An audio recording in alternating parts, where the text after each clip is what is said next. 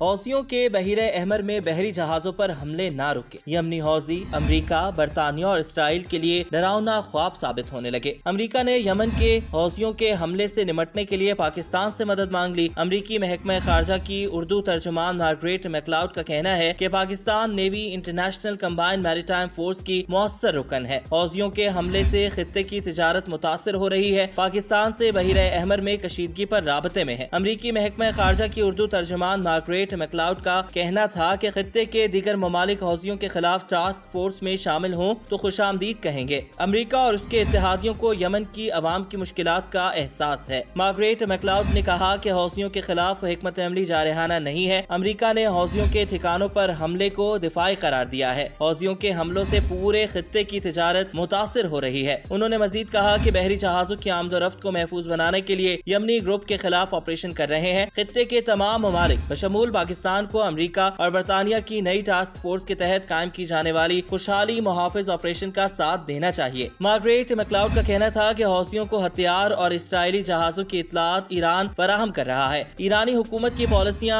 आम ईरानी अवाम के लिए मुश्किलात का बाइस हैं। उन्होंने मुतालबा किया कि ईरानी हुकूमत मशरिक़ वस्ता में इश्तियाल अंगेज और अदम इस्तेहकाम की कार्रवाइयां बंद करे। उधर बरतानिया के ऑयल टैंकर्स पर हौसियों के हमले के बाद अमेरिका ने यमन में हौसियों पर नया हमला किया है।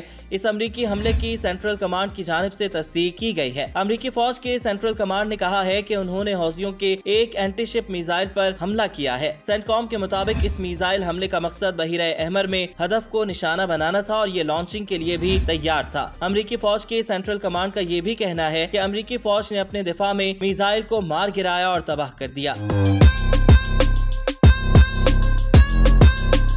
जब हौसियों ने नवंबर में अपने हमले शुरू किए तो अमेरिका और इसके इत्तेहादियों ने इसरो को कई धमकियां दी कि अगर उन्होंने बहीरे अहमर और नहर स्विस में तिजारती बहरी जहाजों पर हमला करना बंद न किया तो संगीन नताइज का सामना करना पड़ेगा। ताहम ये हमले जारी रहे और दुनिया भर की शिपिंग कंपनियां जो इस तिजारती रूट का इस्तेमाल करती हैं उन्हें सैकड़ों जहाजों को अफ्रीका के गिर्द मोड़ना पड़ा। इससे अखराजात और बहरी सफर के वक्त दोनों में इजाफा हुआ। हौसी जो यमन में बहीरे अहमर के साहिल पर काबिज हैं बैनुल अक़वामी दबाव के सामने पीछे नहीं हट रहे। और दूसरा ये कि उनके पास वाज़े तौर पर मिसाइलों और ड्रोन्स का एक ताकतवर हथियार है और वो उन्हें मगरबी जंगी जहाजों के खिलाफ लॉन्च करने से नहीं डरते। लंदन में कायम think tank royal United services institute की 10 जनवरी को शाया होने वाली एक रिपोर्ट में हौसियों के पास मौजूद कुछ जदीद तरीन हथियारों की तफसीलात दी गई हैं। रिपोर्ट में बताया गया है कि उनके पास हथियारों में 400 किलोमीटर फासले तक मार करने वाले जहाज चिकन बैलिस्टिक मिसाइल आसिफ शामिल हैं जो 500 किलोग्राम वार हेड ले जा सकते हैं और अपने हदफ का पता लगाने के लिए